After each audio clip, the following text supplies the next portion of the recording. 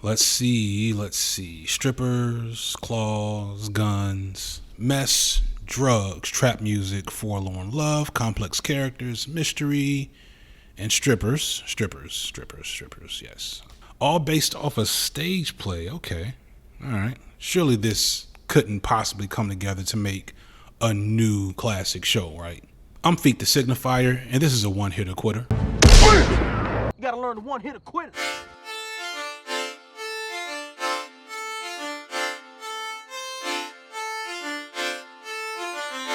Trackmatic. P.Valley is my favorite show of the year, probably the last few years. It's right up there with Watchmen, probably better if I'm honest. The Boys, Lovecraft Country, etc. It's really good, y'all. It's hard to fully put into words how dope this show is. But of course, I'm gonna try. P.Valley tells the story of a multitude of characters in Chucalissa, Mississippi, which is a real place I found out doing research in this. And this is your typical forgotten town of middle America with a dead economy, poor education, and minimal prospects outside of living check to check in the service industry, doing drugs, crime, or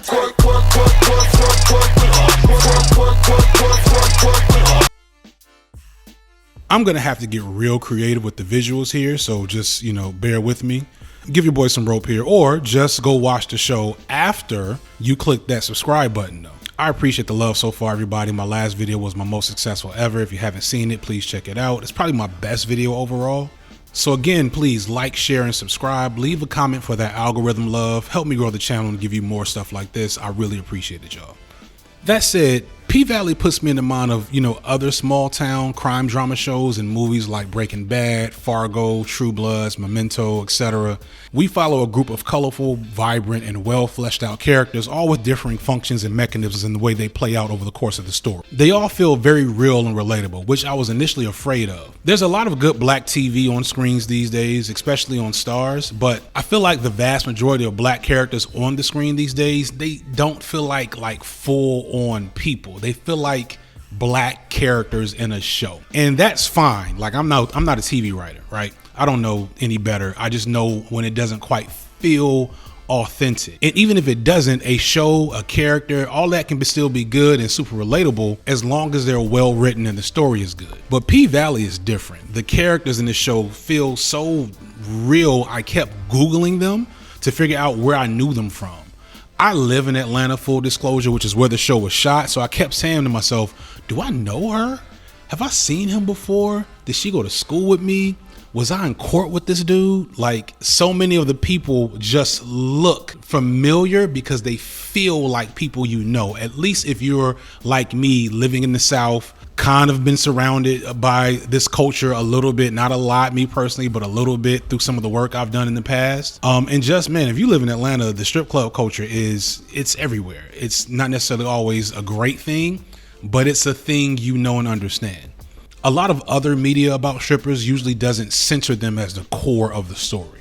A lot of times strippers are played to garner sympathy as these poor women who are suffering in this scandalous industry, or they're just seen as sleazy and untrustworthy, or worse.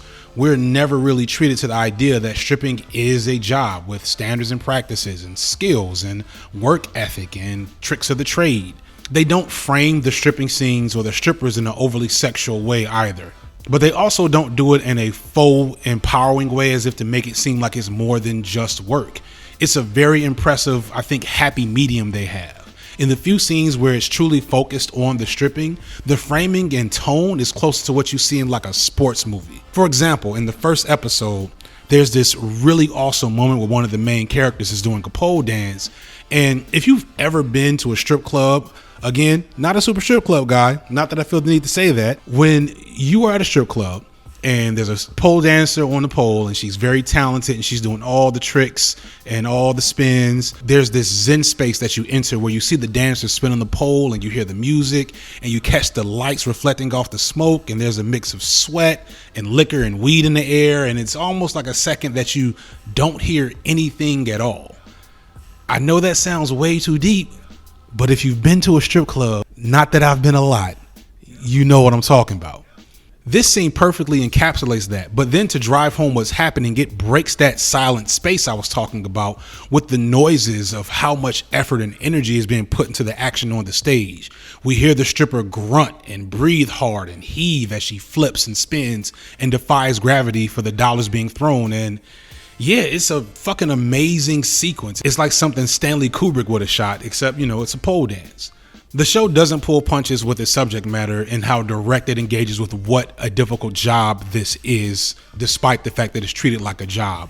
They show that it's still full of scandalous, scary, and dangerous people hovering all around it, and it is a matter of survival for a lot of these girls. In fact, our main girl, Autumn, played by Ulrika Johnson, gives off that vibe. And not to pick on her, but she's kind of the weakest link of the show. She's meant to be kind of cold and standoffish and mysterious, but she just comes off wooden a lot of times. It pays off well enough in the end, but the real stars are Nico Amon as Uncle Clifford and Brandy Evans as Mercedes. They both put so much life into the show, and the best parts of the story revolve around their main character arcs.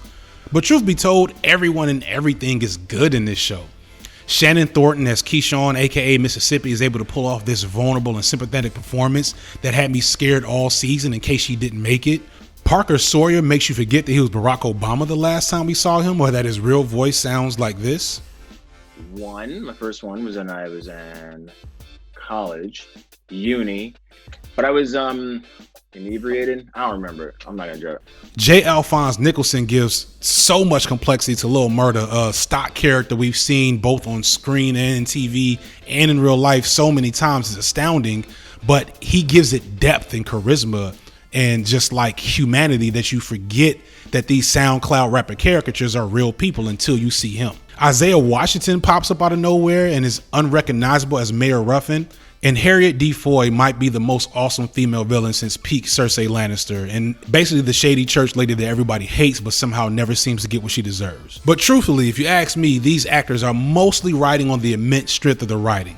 I had never heard of show creator Katori Hall before this, but I definitely am a fan now. The story and the dialogue is smoother than macadamia milk. It's just perfect. A lot of black shows suffer from a sense of cognitive dissonance. It always feels like someone in the writer's room said to themselves, how would a black person say this? And there's moments, even in the best black shows, that the dialogue feels incredibly forced and inauthentic. A lot of black shows are written with the hope that white people will eventually watch and they'll have a crossover audience, yada, yada, yada. For example, this is how Southern black people talk in P.Valley.